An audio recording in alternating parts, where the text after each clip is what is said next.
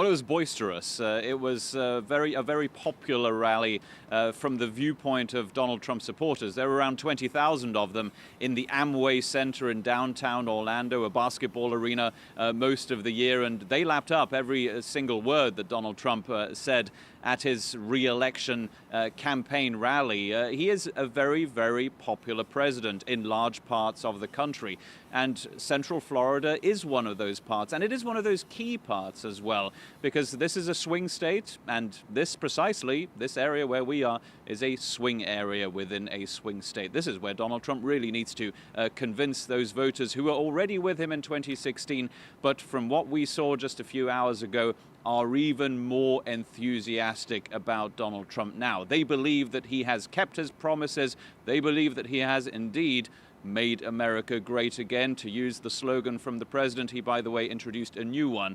That new campaign slogan is "Keep America Great." And that is the point of view that was very much shared by the president and by those 20,000 people in the basketball arena. It really was a reminder for all of us that he is a very popular president, not in the whole country, but in parts of the country, certainly.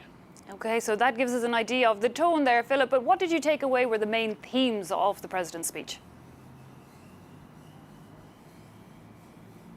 Well, a lot of it, as you mentioned, were things that we've heard already from the president. There weren't any really new announcements from him. What this wasn't was an election program, if you will, that he decided to present to his potential voters here in the United States. He, of course, has things that he is very proud of. He believes that he has kept a lot of promises. Of course, the American economy is doing well. Of course, joblessness is down in the United States. Those are things that he absolutely brought up. Then there was, of course, one other major theme, and that is illegal immigration. This is a frustrated president because one of those campaign promises from 2016 he hasn't been able to keep. That wall that he had promised on the border between the United States and Mexico has not been built. He promised it again here today that was going to be done during the second term of a potential two-term Donald Trump presidency.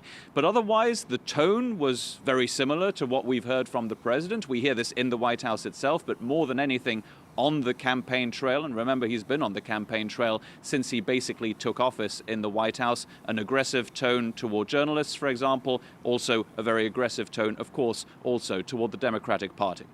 And now, Philip, when he ran the first time, he was really running as this outsider. That's not really something he can claim after so many years in the White House, but it does sound like he's trying to nonetheless.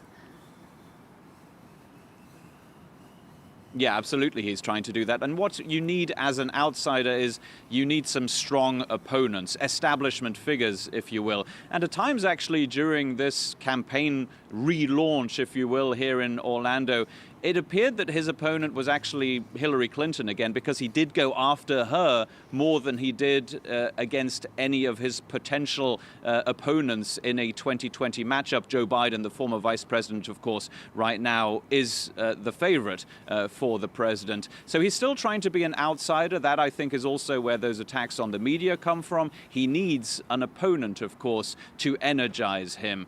But essentially, this was also a campaign event that harked back to what happened 3 years ago, a president who is proud of that big surprise in 2016 when the polls, of course, showed that he had almost no chance of winning the presidency. And by the way, that is something that we see repeated again this time around. There are polls out there, and some pretty good ones that show that we can trust, that show that the president could lose in a potential matchup against, for example, Joe Biden.